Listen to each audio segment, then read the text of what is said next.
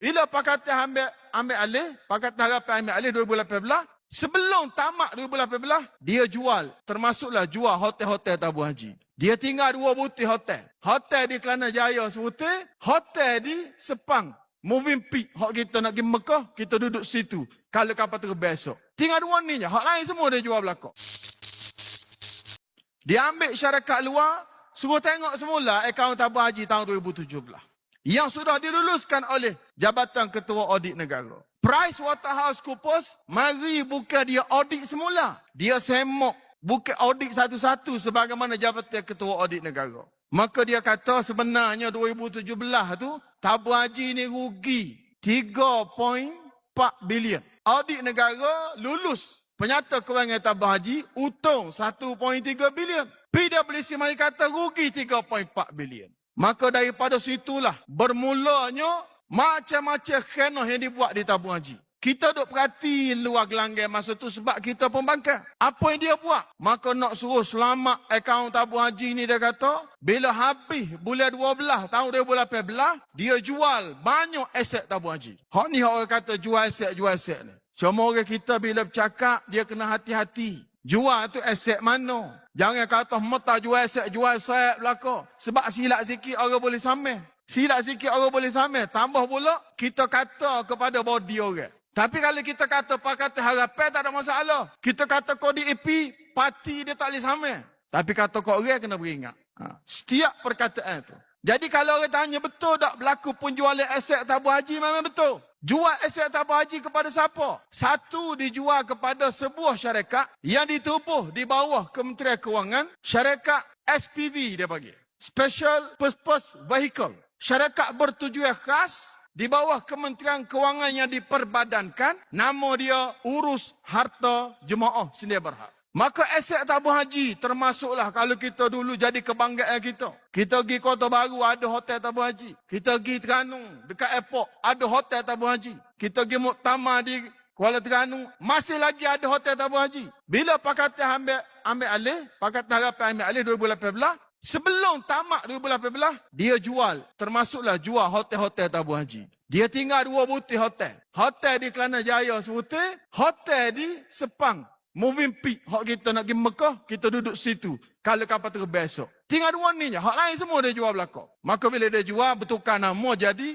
Hotel Raya lah ni. Hak milik siapa kita tak tahu. Bila aset kita dijual pada orang lain, walaupun tabung haji diberikan hak untuk beli semula, kalau UJSB saat ni nak beli, tabung haji akan ditanya, dia mau nak beli semula ke? Dan dalam laporan RCI tulis, tabung haji banyak lepas hak beli yang pertama. Dia tolak. Sebab apa? Kalau nak beli semula, dia kena bayar dengan harga mahal. Jadi dicadangkan kepada tabung haji, kalau nak beli semula aset dia, hak dia jual kepada UJSB, dia kena beli pada pasaran terbuka. Ini kata RCI. Baik, apa nak sebut? Banyak mana aset yang dijual? Nilai aset tu hampir 10 bilion. Tetapi kerajaan bayar dengan harga premium 19.9 bilion. Bayar pula, bila beli aset, dia bukan bayar dengan duit. Dia bayar dengan kertas. Orang ngaji ekonomi, orang ngaji akaun dia tahu, bayar dengan kertas. Bayar dengan jaminan. Dalam rupa bentuk bond. Bond ni konvensional. Hak Islamik dia panggil sukuk. Bukan sekuk, sukuk. Sukuk ni, dia bagi 2. Pertamanya sukuk sehingga 7 tahun. 7 tahun. Sampai bila? Daripada 2019 sampai 2020 ni. 7 tahun. Berapa nilai dia? 12.5 bilion. Makna aset tabung haji bui selepas 7 tahun baru boleh pitih. Ini hak dia kata pemulihan ni. Kita terpaksa pulihkan tabung haji. Mak Sabu ceramah di Negeri Sembilan dia kata, yang selamat yang pulihkan tabung haji ialah Lim Guang Eng. Pulih dengan apa? Pulih dengan janji nak bayar aset hotel, tanah, sahel, ladang. Nilai berapa? 12.5 bilion. Bila nak bayar? Lepas 7 tahun. 7 tahun tu habis bila? 7 tahun tu habis pada 29 hari bulan 5 tahun 2026. Lah ni bulan berapa? Lah ni bulan 8. 2 bulan lepas, sepatut UJSB, syarikat hak Lim Guang Eng tubuh di bawah Kementerian Kewangan ni, kena bayar kepada tabung haji 12.5 bilion. Senyak, tak ada orang tanya. Minggu terakhir sidang parlimen baru ni, hak sidang parlimen baru ni, hamba tanya soalan. Soalan tu sepatut dijawab oleh Perdana Menteri. Dia tiap-tiap minggu kita bersidang ni, Perdana Menteri akan mari sekali dalam seminggu. Dia akan jawab biasanya 3 soalan. Tu hebat Perdana Menteri ni. Hebat dia, boleh berani mari jawab. Cuma dia pusing sikit-sikit tu, bagi kita orang kampung, kalau dulu dia boleh makan, lah ni orang cerdik belakang. Kalau berasa tak puas hati, orang buka cek GPT, betul tak Perdana Menteri jawab? Ni bahaya ni. Cek GPT boleh royak. Ni auta ni dia kata. Minggu terakhir, ambo masuk soalan, kenapa kerajaan tidak bayar 12.5 bilion kepada tabung haji? Ni sebelum RCI dedah lagi ni. Ambo tanya dah soalan. Sebab kita dapat maklumat, kerajaan tak bayar kepada tabung haji. Yang beri maklumat ni orang tabung haji juga. Orang tabung haji walaupun tabung haji ni ditadbir oleh kerajaan Madani pada hari ni, tapi orang dalam tabung haji tu bercitelajuk kepada kerajaan Pakatan Harapan.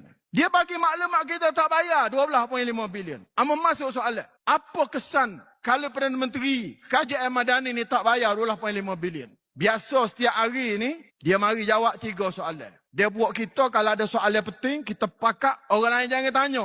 Hak ni sore aja. Pasti mah lah kerek boleh. Hari terakhir sidang parlimen minggu tersebut, hari Selasa, Perdana Menteri mari jawab, ambo tunggu. Tengok-tengok, naik 2 soalan. Soalan ketiga tak ada. Ni cerita betul ni. Biasa ada 3 soalan. Hari tu tinggal 2 soalan. Ambo kata boleh jadi Perdana Menteri lorak nak pergi beloh orang sakit uluran. Dia jawab sekat 2, nombor 3 tak jawab. Jadi tak jawab soalan tu. Senyap aja. Berita pun tak ada ulah. Amin.